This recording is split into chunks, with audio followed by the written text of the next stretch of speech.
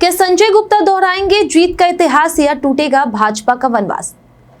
आज बात करेंगे सीतामढ़ी जिले की एक ऐसी सीट की जिसने बिहार की राजनीति को कई बड़े नेता दिए, लेकिन अब भी कुछ अधूरी कहानियों की गवाह बनी हुई है। हम बात कर रहे हैं बेलसंड विधानसभा सीट की, जहां कभी रघुवंश प्रसाद सिंह जैसे दिग्गज नेता निकले, लेकिन अब तक भारतीय जनता पार्टी को यहां से जीत का स्वाद नहीं मिला। क्या 2025 का चुनाव इस सीट के लिए कोई नया इतिहास रचेगा या फिर एक बार फिर पुराने समीकरणों का ही बोलबाला रहेगा? चलिए बेलसंड का पूरा राजनीतिक इतिहास, जातीय समीकरण, चुनावी मुद्दे और 2025 की संभावनाएं सिर्फ हमारे साथ। बेलसंड सीट पर राजनीति की दिशा बदलने वाला दौर 1977 से शुरू होता है, जब रघुवंश प्रसाद सिंह ने जनता पार्टी के टिकट पर जीत दर्ज की थी। इसके बाद 1980 में जनता पार्टी, 1985 में लोकदल और 1995 में जनता दल से चुनाव जीतकर उन्होंने यह साबित कर दिया कि उनका जनाधार किसी पार्टी के सिंबल से नहीं बल्कि उनके काम और छवि से जुड़ा हुआ है। उन्होंने 4 बार इस सीट से विधायक बनने के बाद 1986 में लोकसभा का रुख किया और वहां से राजनीति का अगला अध्याय शुरू किया। उनके लोकसभा में जाने के बाद हुए उपचुनाव में समता पार्टी के वृषण पटेल ने सीट पर कब्जा जमाया। बेलसंड सीट की राजनीति बाद के 2 वर्षों में 2 प्रमुख चेहरों के इर्द गिर्द घूमती रही। राजद के संजय गुप्ता और जदयू लोजपा की ओर से सुनीता सिंह चौहान। सुनीता सिंह ने 2005, 2010 और 2015 में 3 बार जीत दर्ज की। उनकी खासियत ये रही कि वे तीनों बार अलग अलग दलों से चुनाव जीतने में सफल रही, लोजपा, जदयू और महागठबंधन के तहत। वहीं संजय कुमार गुप्ता ने अक्टूबर 2005 और फिर 2020 में जीत दर्ज की। 2020 के चुनाव में उन्होंने जदयू की सुनीता सिंह को कड़ी टक्कर से हराया था।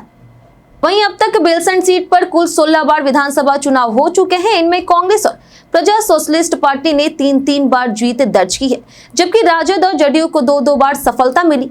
वहीं लोजपा, समता पार्टी, जनता दल, लोकदल, जनता पार्टी और जनता पार्टी सेक्युलर को 1-1 बार जीत मिली है। हैरानी की बात यह है कि भाजपा, जो अब बिहार में एक बड़ी ताकत बन चुकी है, बेलसंड सीट पर अब तक खाता नहीं खोल पाई। बेलसंड सीट का चुनावी गणित पूरी तरह से जातीय समीकरणों से प्रभावित रहता है। 2011 के जनगणना के अनुसार बेलसंड सीट पर मुस्लिम वोटरों की संख्या 15.7% है, वहीं सात 14%, राय 11.2%, सिंह 7.7% और महतो 6.5% है, जो कुल मतदाताओं का बड़ा हिस्सा बनाते हैं। वहीं रविदास और पासवान समुदाय निर्णायक भूमिका निभाते हैं। इन समुदायों की भागीदारी ही किसी उम्मीदवार की जीत या हार तय करती है। वहीं 2010 में राजद को मुस्लिम यादव गठजोड़ के बावजूद हार का सामना करना पड़ा था, जो बताता है कि अकेले एमवाई समीकरण इस जीत पर पर्याप्त नहीं है। वहीं बेलसंड में विकास के नाम पर अब भी बहुत कुछ अधूरा है। सड़कें बदहाल है, सिंचाई व्यवस्था सीमित है और युवाओं को रोजगार के लिए दूसरे शहरों की ओर रुख करना पड़ता है। स्वास्थ्य सेवाएं और शिक्षा व्यवस्था भी सुचारू नहीं है। ऐसे में हर चुनाव में बेरोजगारी, सड़क, स्वास्थ्य और सुरक्षा जैसे मुद्दे बार बार उठने लगे हैं। इसके अलावा महिलाओं की सुरक्षा और लड़कियों की शिक्षा को लेकर भी आवाजें तेज होती है। 2025 का चुनाव बेलसंड के लिए निर्णायक हो सकता है। भाजपा इस बार पूरी ताकत झोंक सकती है, क्योंकि यह सीट उसके लिए अधूरी कड़ी की तरह है।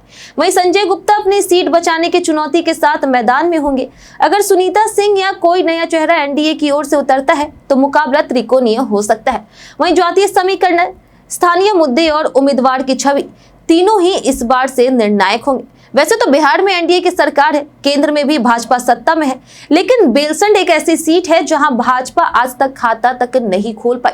जनता के बीच ये सवाल अब भी गूंज रहे हैं, क्या इस बार भाजपा का खाता खुलेगा या संजय गुप्ता फिर जीत दोहराएंगे?